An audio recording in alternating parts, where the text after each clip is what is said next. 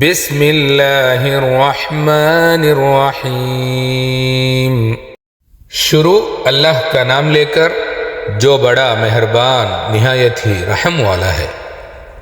وَأَنْ أَقِمْ وَجْهَكَ لِلدِّينِ حَنِيفًا وَلَا تَكُونَنَّ مِنَ الْمُشْرِكِينَ۔ اور اے نبی صلی اللہ علیہ وسلم اپنا رخ یکسو ہو کر دین کی طرف رکھیں اور ہرگز مشرکوں میں سے نہ ہو۔ وَلَا تَدْعُ مِن دُونِ اللَّهِ مَا لَا يَنفَعُكَ وَلَا يَضُرُّكَ فَإِن فَعَلْتَ فَإِنَّكَ إِذًا مِّنَ الظَّالِمِينَ۔ اور اللہ کے سوا کسی کو نہ پکاریں جو نہ آپ کو نفع دے سکتا ہے اور نہ نقصان پہنچا سکتا ہے۔ اگر آپ نے ایسا کیا تو یقیناً آپ ظالموں میں سے ہو جائیں گے۔ وَإِن يَمْسَسْكَ اللَّهُ بِضُرٍّ فَلَا كَاشِفَ لَهُ إِلَّا هُوَ وَإِن يُرِدْكَ بِخَيْرٍ فَلَا رَادَّ لِفَضْلِهِ يُصِيبُ بِهِ مَن يَشَاءُ مِنْ عِبَادِهِ وَهُوَ الْغَفُورُ الرَّحِيمُ۔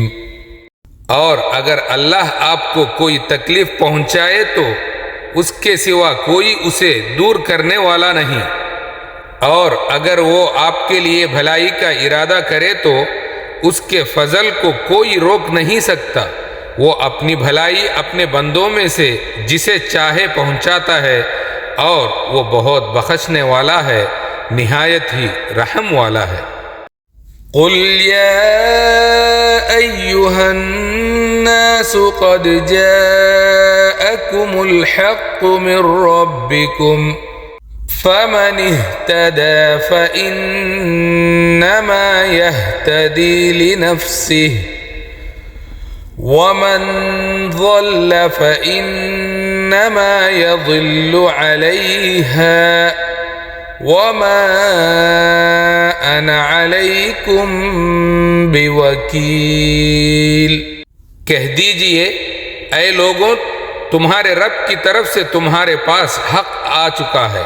جو ہدایت اختیار کرے گا وہ اپنے ہی فائدے کے لیے کرے گا، اور جو گمراہ ہوگا وہ اپنے ہی نقصان کے لیے ہوگا، اور میں تم پر ذمہ دار مقرر نہیں کیا گیا۔ ان آیات میں صاف پیغام ہے کہ سچا دین صرف اللہ کی عبادت ہے۔ کسی اور سے مدد مانگنا، نفع یا نقصان کی امید رکھنا شرک ہے، کیونکہ حقیقی اختیار صرف اللہ کے پاس ہے۔ نفع اور نقصان کا مالک صرف اللہ ہے۔ اگر مصیبت آئے تو کوئی اور نہیں، صرف اللہ ہی اسے دور کر سکتا ہے، اور اگر اللہ بھلائی دے تو کوئی طاقت اسے روک نہیں سکتی۔ یہ آیت انسان کے دل سے خوف مخلوق نکال کر یقین الہی پیدا کرتی ہے۔ اللہ نے حق واضح کر دیا، اب ماننا یا نہ ماننا انسان کا اپنا انتخاب ہے۔